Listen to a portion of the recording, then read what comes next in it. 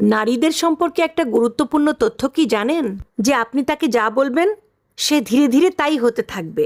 কি বিশ্বাস করছেন না? এই ধরুন আপনি তাকে বললেন, তুমি দেখতে কিন্তু অনেক মিষ্টি। তখন সে ফিটফাটও থাকবে এবং নিজেকে আরো গুছিয়ে রাখার চেষ্টা করবে।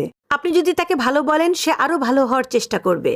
আপনি যদি বলেন যে তোমার মনের মধ্যে অনেক মায়া দয়া, ভালোর জন্য তুমি অনায়াসেই যে কোনো কিছুই কোরবানি দিতে পারো, তখনই সে সেটা আয়ত্ত করতে শুরু করবে।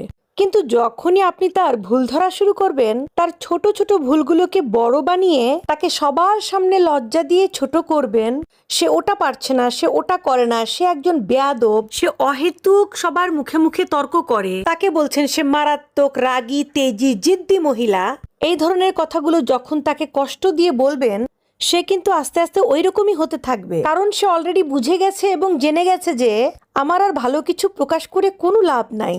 সবার সামনে যেহেতু আমাকে খারাপ